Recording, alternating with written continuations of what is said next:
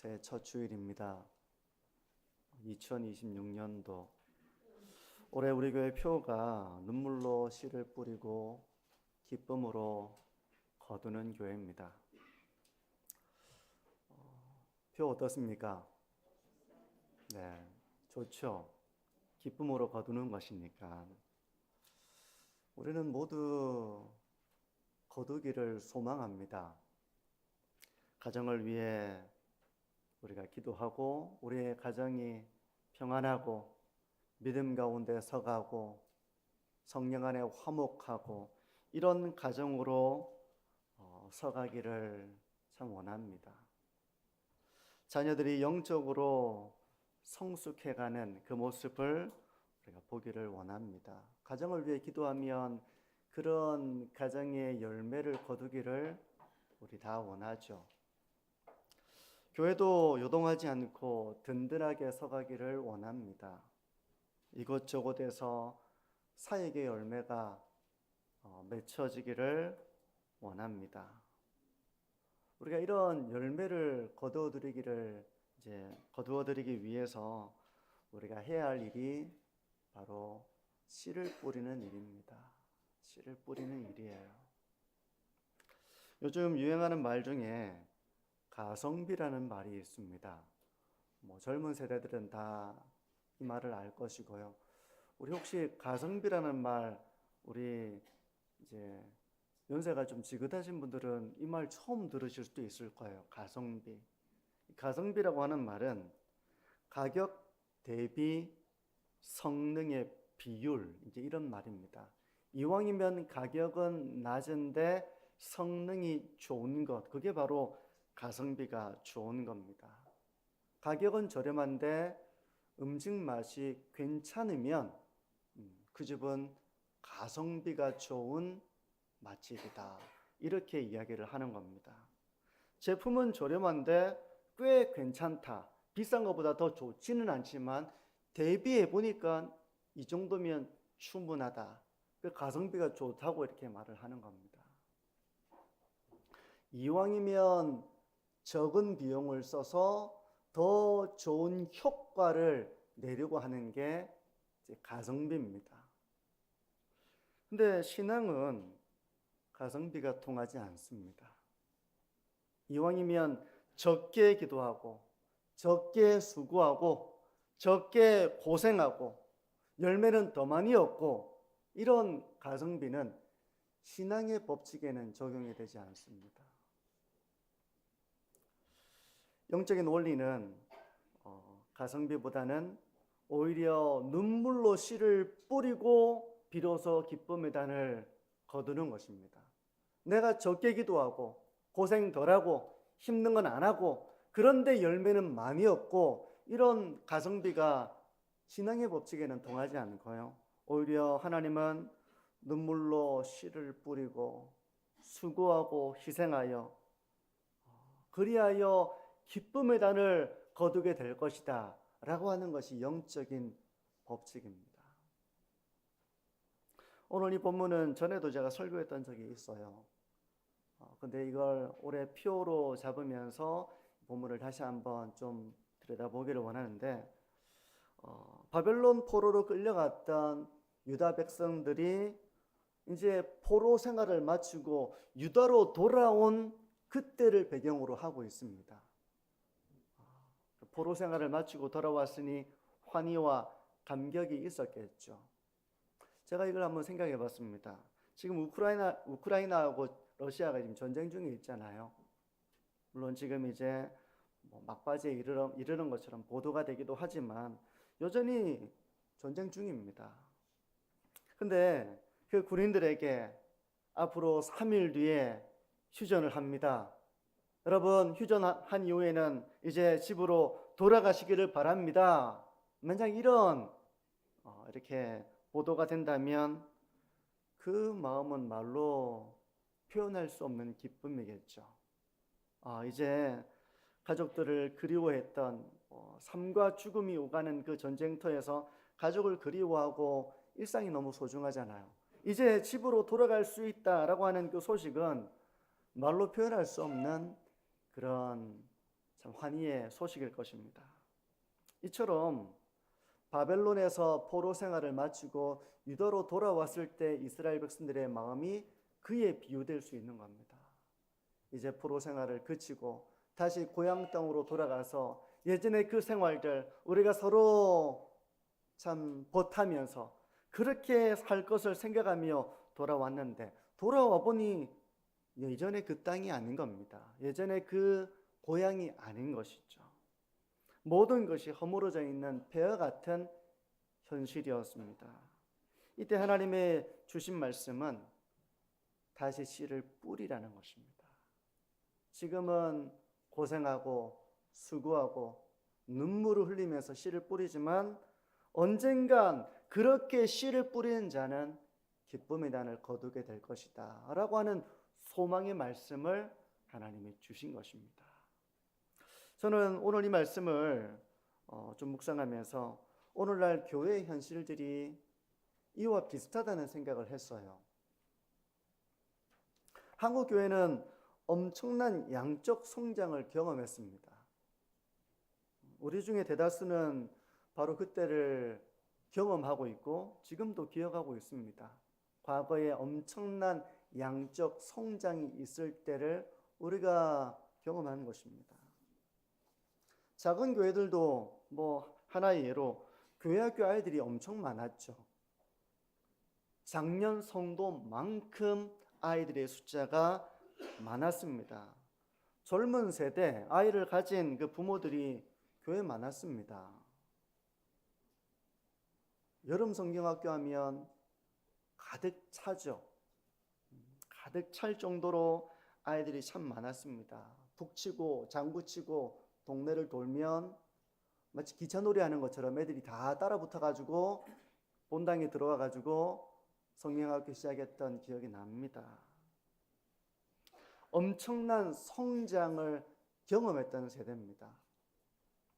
그런데 그 정점이 80년대와 90년대였거든요. 80년대와 90년대가 교회 작년과 주일학교가 가장 정점에 있던 그런 때였습니다. 그리고 그 정점이 지나서는 이제 밀물처럼 조금씩 빠져나가게 된 겁니다.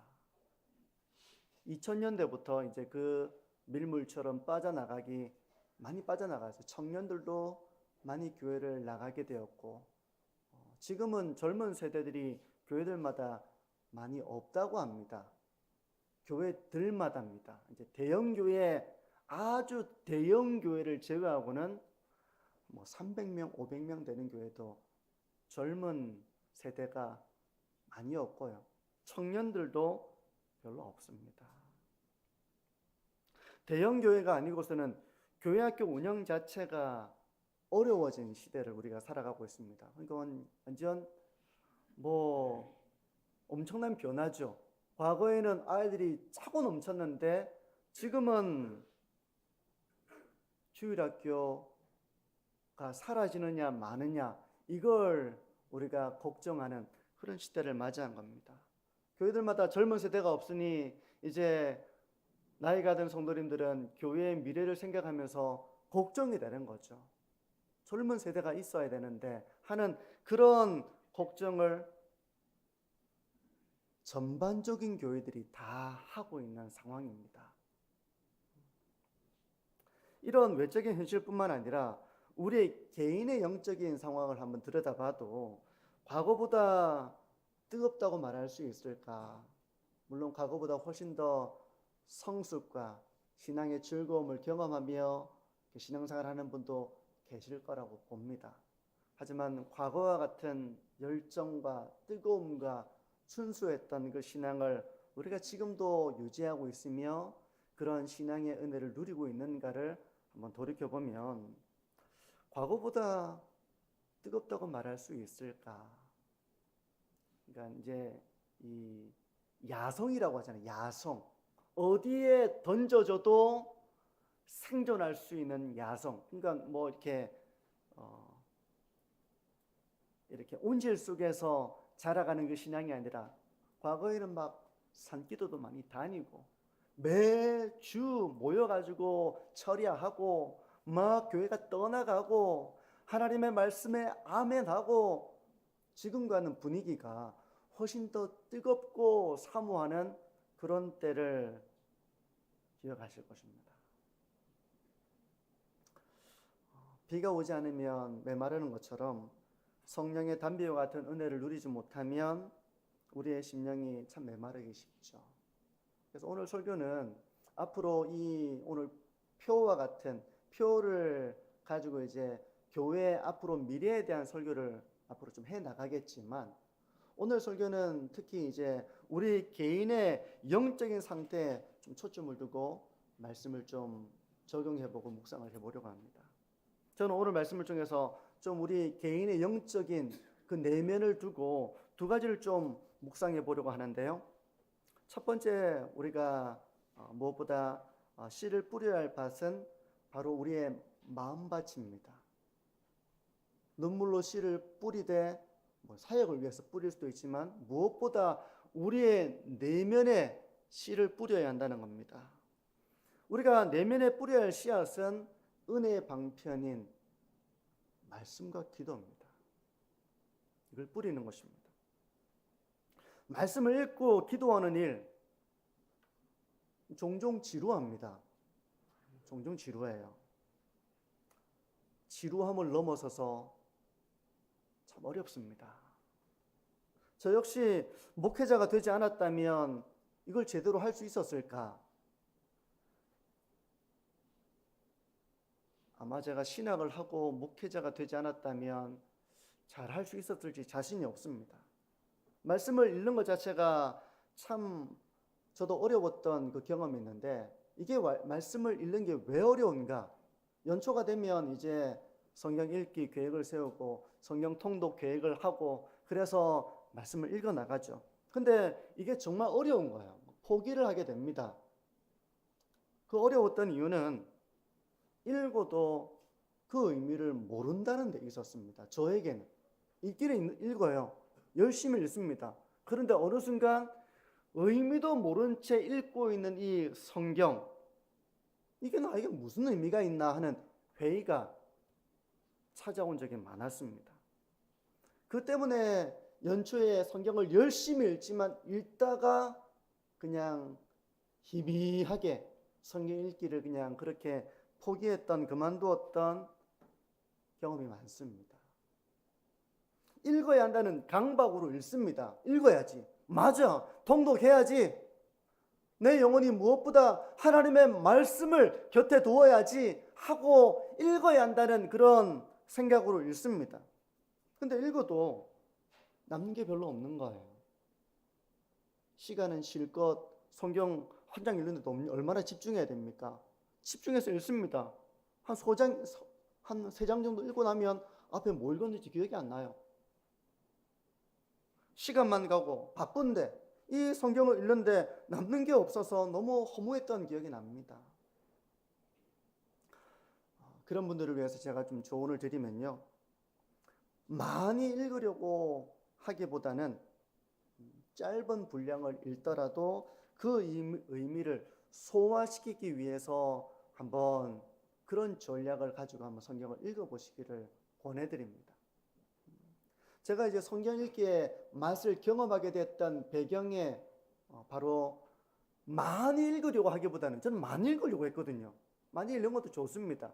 근데 기초를 좀 다지고 많이 읽으면 좋은데 기초가 없는 가운데 많이 읽으니까 나중에는 뭐 의미도 잘 모르겠고 그래서 제가 어떻게 했는가 하면 성경 한 장을 읽으면 그 한 장의 내용을 요약하기 시작했습니다. 저의 방법이었어요. 성경 한 장을 읽으면 그 한 장을 한 장 읽은 거는 그래도 정리하기 쉽잖아요. 무슨 내용이지? 내용을 파악하기 위해서 2번 읽을 때도 있고 3번 읽을 때도 있습니다. 어쨌든 그 한 장을 읽고 그 내용을 요약하는 겁니다. 저는 한 문장으로 2문장으로 그걸 성경책 여백에다가 요약을 했었어요. 과거 성경책이죠. 요약을 해가지고 그렇게 성경을 읽기 시작했습니다. 여백이 가득 차죠. 성도님들이 성경 여백이 있는 분들은 그렇게 써보셔도 좋고요. 따로 공책을 준비해서 적으셔도 좋습니다. 무작정 많은 양을 읽으려고 하다가 소화시키지 못한 가운데에서 이렇게 많이 읽기보다는 짧은 내용이라도 그 의미를 정리해 가면서 읽어 내려가시기를 저는 추천드립니다. 그러다 보면 어느 순간 말씀이 내 안에서 묵상이 됩니다. 성령께서 그 말씀을 생각나게 해주십니다. 내가 내용을 가지고 있으니까 무슨 내용인지를 정리하고 읽어 나가니까 그 말씀이 내 안에서 묵상이 되는 것이죠. 그러면서 그 말씀이 나의 혼과 영과 관절을 찔러 쪼개기도 하고 말씀을 통해 하나님의 지혜를 깨닫기도 하고 이런 말씀 묵상으로 이어졌던 그런 저의 성경 읽기 경험이 있습니다. 성도 여러분, 오늘날 성경 한자 일주일에 안 보고 주일 예배에 참석하는 사람이 70%가 넘는다고 합니다. 일주일에 성경을 한자 안 보고 그냥 주일날 교회로 오는 분이 70%가 넘는다고 해요. 여러분, 우리의 마음밭에 신문 기사를 먼저 읽고 유튜브를 먼저 보고 어떤 사람의 강의나 말을 먼저 접하기보다는 하나님의 말씀을 읽고 묵상하며 우리의 내면의 밭에 하나님의 말씀을 뿌리는 그 말씀을 읽고 묵상하는 한 해 되시기를 축복합니다. 그래서 그 마음 가운데 말씀과 함께 역사하시는 성령께서 힘도 주시고 지혜도 주시고 거룩한 그런 열망도 주시고 또 나의 허물도 깨닫게 하시는 혼과 관절과 골수를 찔러 쪼개어서 그 안에 숨겨져 있던 우리의 약함과 어리석음도 보게 해주셔서 말씀의 은혜들을 경험하는, 그래서 말씀의 은혜의 열매를 맺어 나가시는 저와 우리 모든 성도님들이 되시기를 축복합니다. 말씀과 함께 올해 우리가 뿌려야 하시는 기도입니다. 다른 그 무엇보다 저는 우리 영혼을 위한 기도를 먼저 드리기를 원해요. 사역을 위해서도 기도할 수 있죠. 하지만 우리 영혼을 위해 먼저 기도하는 것입니다. 근데 기도가 어렵습니다. 기도를 해보신 분들이라면 기도가 어렵다는 것을 아실 겁니다.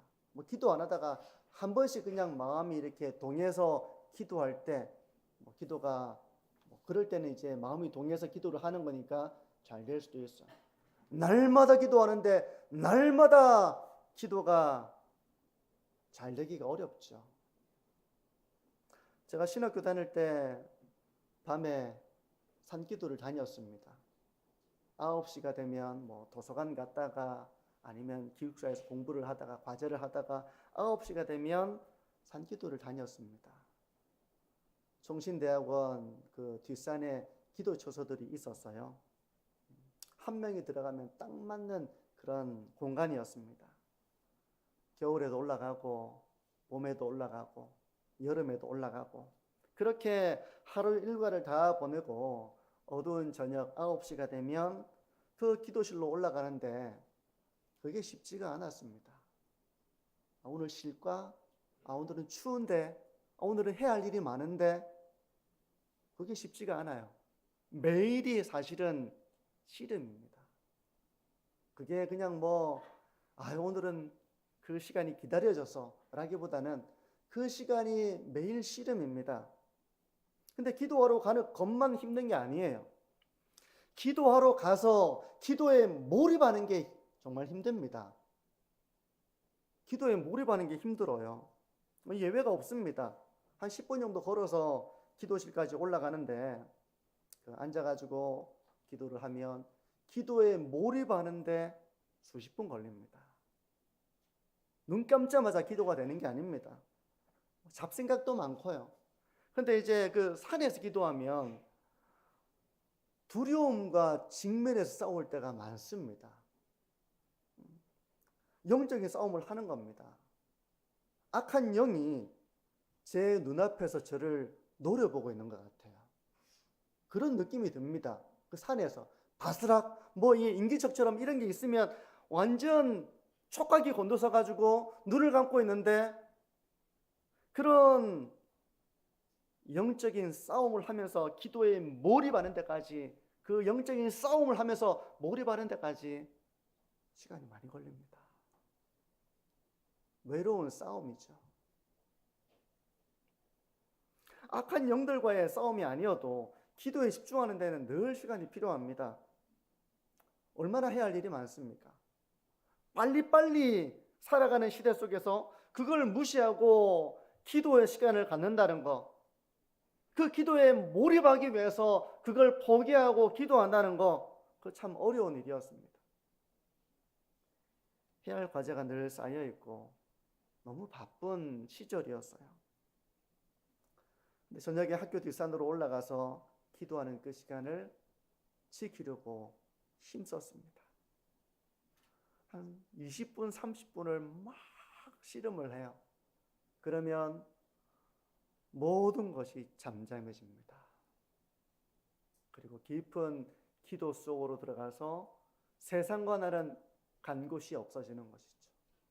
근데 그까지가 참 어려워요. 할 것도 많고 참 몸도 쉬고 싶기도 하고 귀찮고 날도 춥고 날이 덥고 비가 오고 늘 씨름입니다. 하지만 그걸 모두 이기고 올라가서 막 씨름을 하고 어느 순간 찬찬해진 가운데서 깊은 기도의 시간을 가질 때 그 맛, 그 기도의 맛이 지금도 참 기억에 납니다. 참 좋은 시간이었다. 너무 바빠서 기도합니다 라는 유명한 신앙 서적이 있습니다. 이 가운데 읽어보신 분이 계실 거라고 봐요. 많은 사람들이 바쁘기 때문에 기도를 쉬려는 유혹을 받는다는 겁니다. 그런데 이 책의 저자는 너무 바빠서 기도한다라고 고백을 합니다. 기도는 바쁜 일상 속에서 우리의 시간을 뺏는 것이 아니라 도리어 하나님의 지혜와 하나님의 능력을 공급받아서 그 분주함 속에서도 능력 있는 신앙의 삶을 살게 해주는 은혜의 시간이라는 것을 말하고 있는 것입니다. 성도 여러분, 올해 우리가 기도의 씨를 뿌려야 됩니다. 우리의 내면이 성령의 단비로 충만해지도록 우리가 그런 은혜를 사모하며 기도해야 됩니다. 기도하기 힘들어요. 내 삶이 바쁘고 해야 할 일이 많고 피곤하고 기도하기 힘듭니다.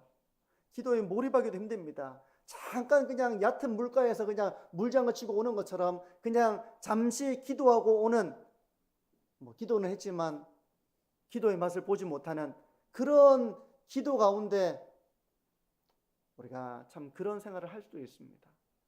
하지만 성도 여러분, 깊은 하나님과의 임재를 사모하면서 기도하며 우리의 마음밭이 은혜의 밭으로 옥토로 되기를 사모하며 올 한 해 더 기도하는 우리 만천중앙교회가 되어지기를 축복합니다. 성경은 눈물로 씨를 뿌려야만 기쁨으로 거둘 수 있다고 말씀합니다. 평생 고아들의 아버지로 살았던 조지 뮬러 목사님이 이렇게 삶을 회고했습니다. 내가 무릎을 꿇고 눈물을 흘리지 않은 날은 단 하루도 없었다. 기도는 나에게 노동이었고 때로는 처절한 싸움이었다. 그러나 그 눈물의 골짜기를 지나지 않고서는 결코 응답의 산에 오를 수 없었다. 날마다 하나님을 의지하고 기도했다는 삶의 고백입니다. 요즘 성도님들 영적인 상태가 어떻습니까? 내 심령의 상태는 어떻습니까? 은혜의 단비가 늘 있습니까? 은혜가 차고 넘침을 경험합니까? 그래서 그 은혜의 힘으로 살아갈 그런 힘이 있습니까? 점점 이런 가성비의 이런 세상의 원리가 신앙생활에도 들어와서 조금 기도하고 많은 걸 얻고 조금 성경 읽고 많은 것을 깨닫고 신앙생활 조금 이렇게 적게 이렇게 하면서 더 내 삶이 하나님의 은혜 가운데 거하기를 바라는 그런 가성비의 법칙이 신앙생활에도 점점 들어오려고 하는 것 같다, 그런 생각이 듭니다. 하지만 성도 여러분, 우리가 눈물로 씨를 뿌려야 합니다. 하나님, 제가 메마르지 않게 도와주옵소서. 제가 완악해지지 않게 도와주옵소서. 세상 살다가 치유되지 못하여 상처 덩어리 되지 않게 하여 주옵소서.